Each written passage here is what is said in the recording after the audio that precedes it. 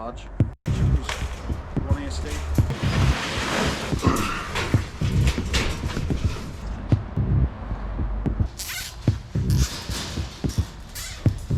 Cool.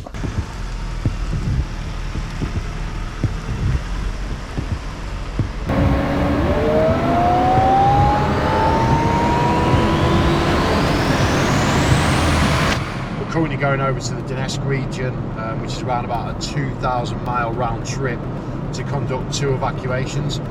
Evacuation 1 is of a shelter where we'll be taking 30 animals inside of the van. Evacuation 2 is basically we're going to be going and extracting a dog from a village that's really close to the Russian front line under constant shelling, constant bombardment. Now, we packed the vehicles and loaded the vehicles around about 3 hours ago. We've been on the road for 3 hours from when they was packed. Kit and equipment wise that we've had to bring on this is we've filled out the van with crates, cable tied them together, get enough space in there for 30 animals.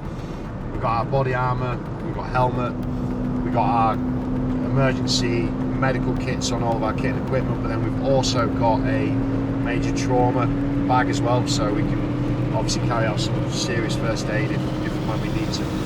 We've also loaded the vehicles up with fuel because, like I said, it's a 2,000 mile round trip, so we need a lot of fuel on board. It's fuel sparse over to the east Ukraine, and obviously fuel stations and queues and stuff, so we always ensure that we take enough fuel with us to get there and back on the extraction. Now, how we're doing it is myself and Gaz are punched forward in the quicker vehicle, and obviously the smaller vehicle is more nimble so that we can get into the village to extract a dog, basically. That's owner's just joined the military. She's been called up. 10-year-old Cane Corso, 10-month-old Cane Corso, absolutely beautiful dog, and she's got nowhere for this dog to go.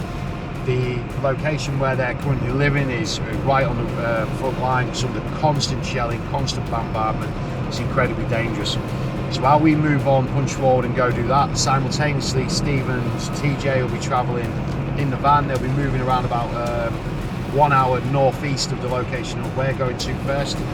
They'll RV at the shelter, they'll communicate with them, start to load up the vehicle with the dogs there, and by the time they've just started loading up, myself and Gaz should have got the dog, extracted the dog, moved back to their location, and then obviously concurrently and together, working as a team, we can ensure we load up these animals safely into the van.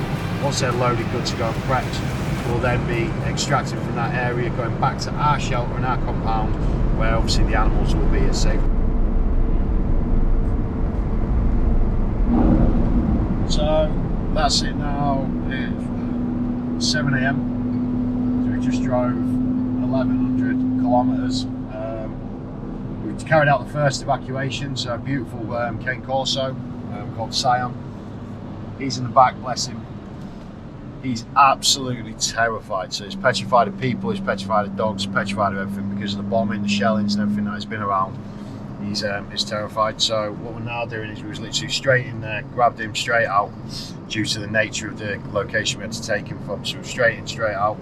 We're now moving up around about an hour and 10 minutes northeast, where we're going to RV with Steve and TJ with the van and the crates, and we're going to evacuate 30 dogs from the shelter.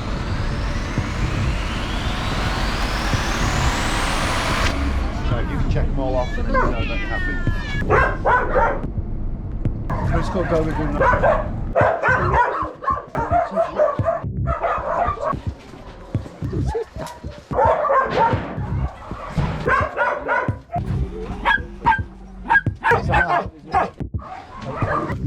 Right, good. Here a bit, Asa. Come on. Good. Good.